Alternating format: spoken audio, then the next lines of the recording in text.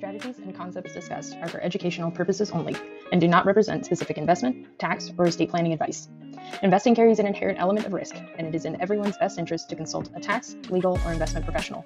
Beth Williams is an investment advisor representative of, and advisory services are offered through USA Financial Securities Corp., a registered investment advisor. Megan Carney, Megan S. Carney P. LLC, and Financial Arc Builders are not affiliated with USA Financial Securities Corp.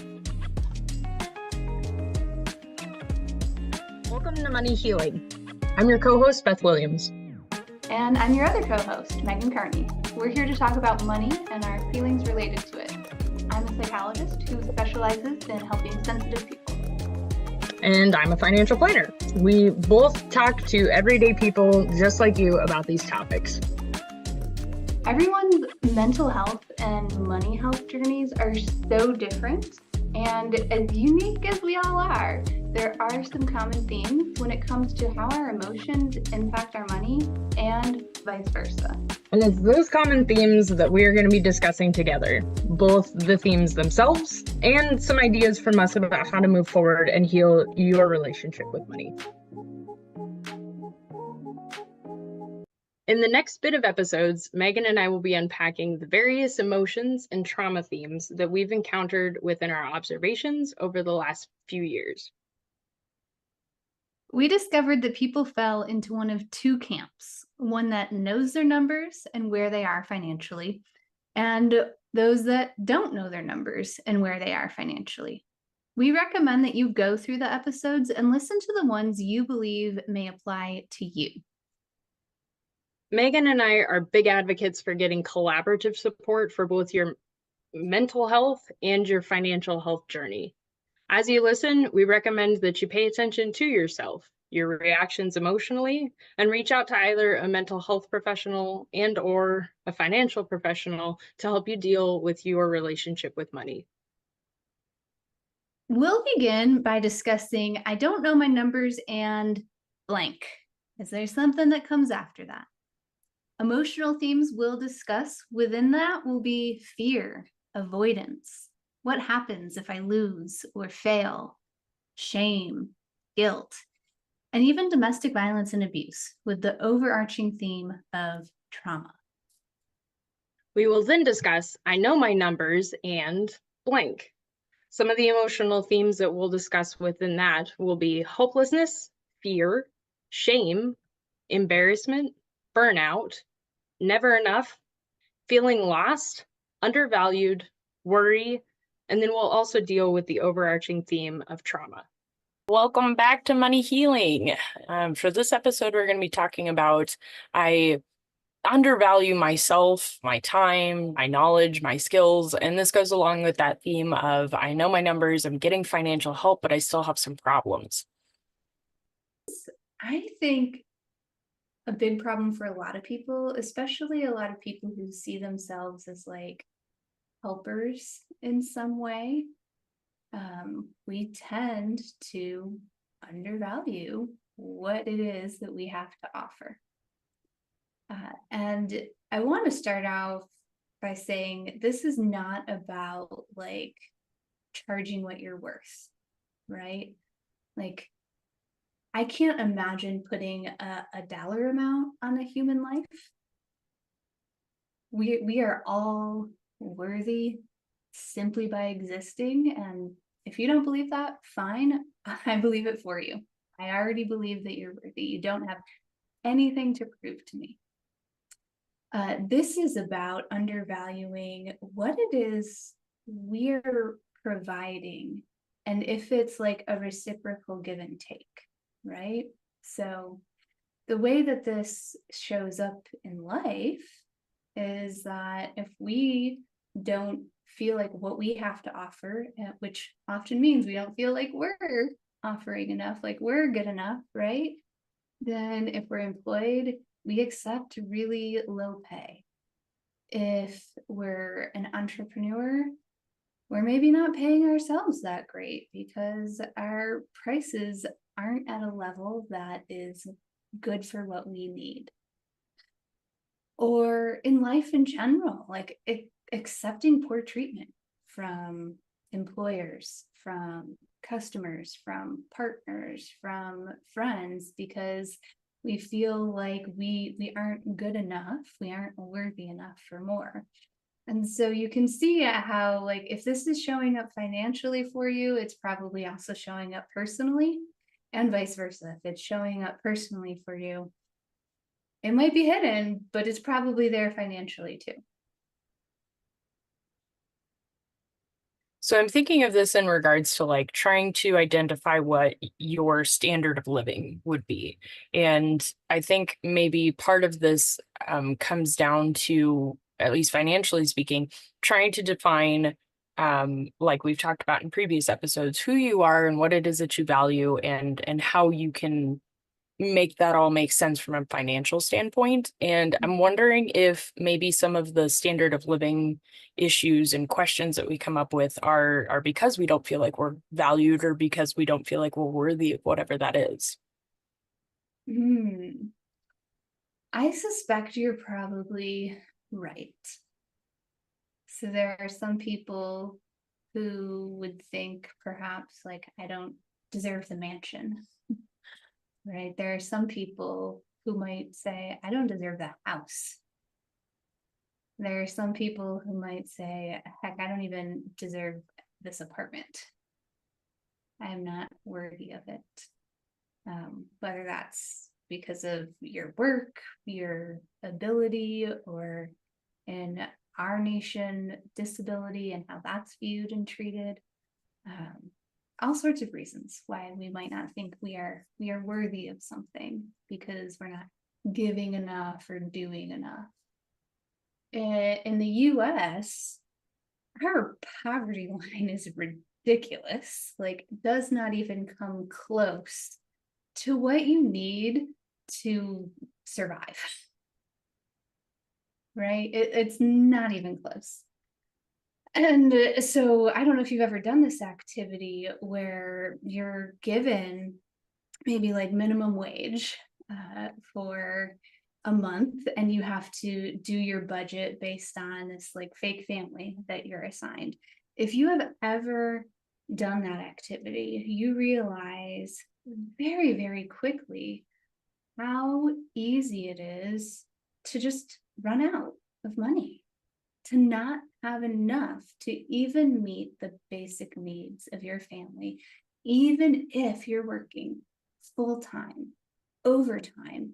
If you're at just minimum wage, then you're probably not making enough to support your family, assuming that it's more than you. And you might not, depending on where you live, even be making enough to support just yourself. But you said something earlier that made me also think about like putting this number value on people's lives, right? That made me think about benefits and what people might get paid from the government once they're disabled. And like, just because that's the amount they're giving you does not mean that that's the amount that you are worth as a human, right? You could be worthy of a lot more than that. It seems that there's some sort of a stigma between those that are on government supported programs of some sort versus those that are working and feeling sanctified in the way that they're trying to support these other folks. And I run into this with Social Security, for instance, where I'll be working with some elderly people and they are trying to figure out how to live off of this amount. And yet if they dare say a word about how this isn't nearly what they feel like they should be living on, or they have to support it in some way, then you get some shame that's based off of the other person that you're talking to. And they may try to point out to you about how, well, it must be so nice that you can just sit back and get this paycheck for not doing anything. And that's not fair. And that's not a safe place for that conversation. I run into this sometimes with those that are on disability, and they will get people via social media, via, whatever, where we will give these blanketed shaming comments about like, well, my tax dollars are going towards this, or you're welcome, I showed up at work and I gave this to you. And that's not appropriate at all. And it's not a really good way to even move past. So I do run into some people who don't feel like they can actually say anything negative about what benefits they're receiving because they will get this shaming remark from someone else. And that's, again, not appropriate at all. Yeah, and even harder when the disabilities are the invisible ones that, like, on the surface, perhaps you don't look or appear to be disabled, but you really are in a position where you cannot work, you cannot hold down a job, you can't do physical or manual labor, or yeah, there's just so many situations where we just really don't know. We have not lived that person's life. We don't know what their day-to-day is like. And so who are we to say, like, you're not worthy of your community, because, like, that's what we are, right? As humans, like, we're a huge community. Like, who are we to say you're not worthy of community caring for you and taking care of you? And it is incredibly difficult to get out of being on government support. It is incredibly difficult to get out of that because, as we've already talked about, you might be receiving some sort of benefit, but if you go out and you try to earn more, well, now you get dinged, and there's this whole accreditation. It's very, very tricky. And it's really hard to get back out. So for those individuals that are sitting back and maybe judging on my tax dollars or going to this person and et cetera, I will say it is really hard to get back out. Is it impossible? No, but it is very difficult to get out of getting the government support. I think that this really pulls us back to what we value in our lives and how much money that is worth, how much we need to live that life aligned by our values. And context really matters in this, right? To that point, though, and I can't stress it enough, understanding what it is that you value is so important when it comes to negotiating a wage. I had a client recently who had a very healthy relationship with money, very good idea of who she was and what she was worth and that kind of thing. But she determined that she didn't need more money for like a wage increase, even though they were going to give it to her based off of her, performance, and she's a great employee. But instead, she went to her annual, review and whatnot, and she negotiated that instead of a pay raise, she got more PTO because at this phase of her life, she really wanted to travel more, and it wasn't necessarily about the money or the dollar amount. And she understood that she didn't need an extra, $50 a month or whatever it was going to be. She needed more time off, and they were very gladly available to negotiate that out. And I think that that was a very good, healthy, boundary for her to say, no, I actually don't need more money, and I actually just want more time. And I think that's an important part of this conversation too, is like when we're undervaluing ourselves, it's not just about the money that we are being paid. It's also about how we're being treated, the time we have, and if things are aligning with our values, hence undervaluing. I was in that situation, like 2 different jobs, one after the other. And in one, I was getting paid slightly more, and like I was so stressed out, working such terrible hours for myself. I developed an eye twitch. I was so cranky all the time, like my eyes twitching just thinking about it. And I was like, I gotta get out of here.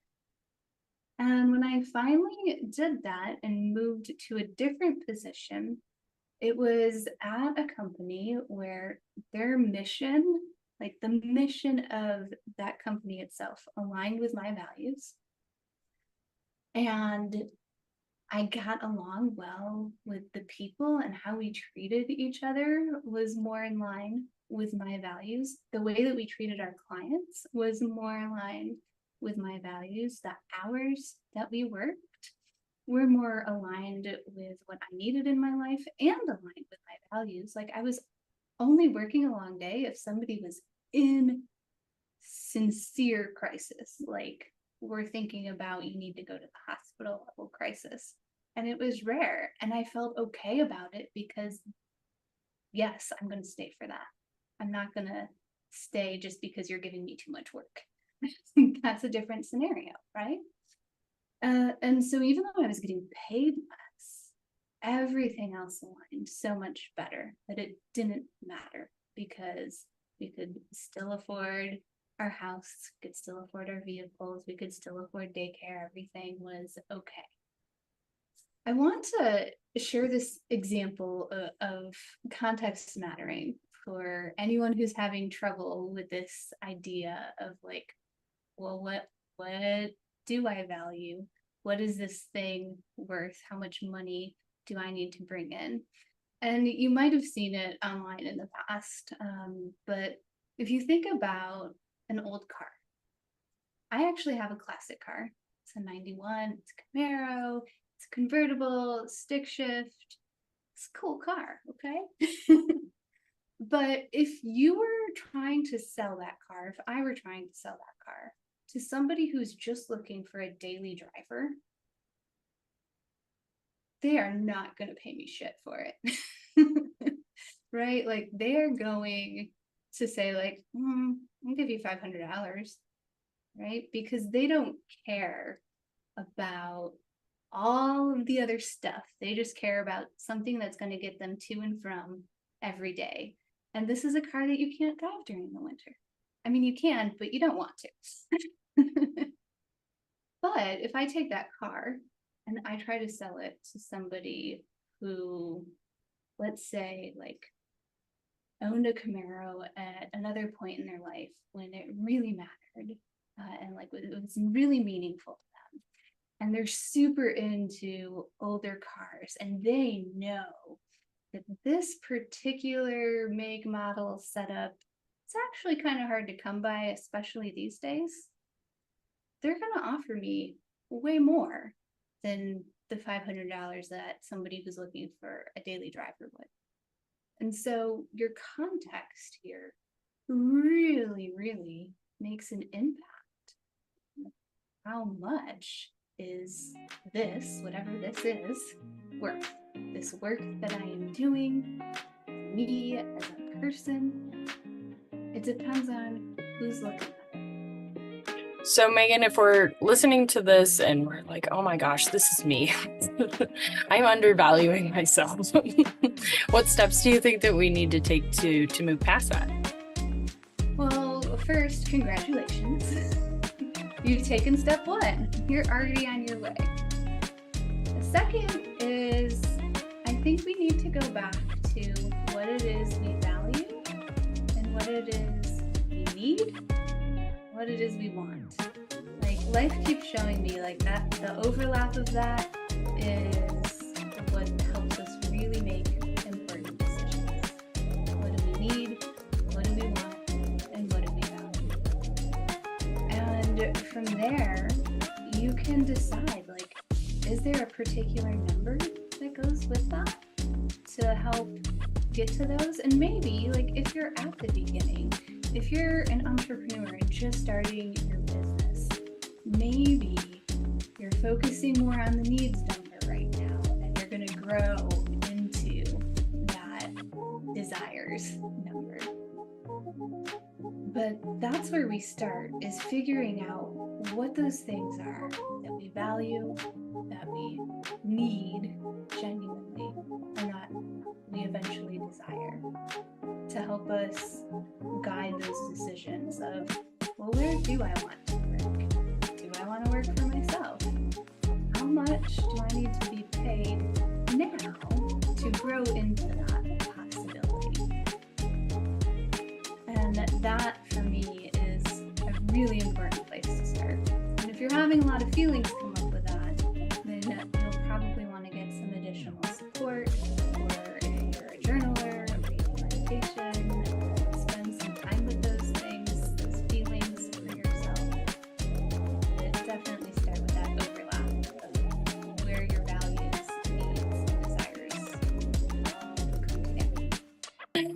Well, thank you for joining us for this episode of Money Healing. For this next episode, we're going to be talking about, again, I get financial help and I still have some issues. We're going to be talking about, I worry what other people are going to think about me.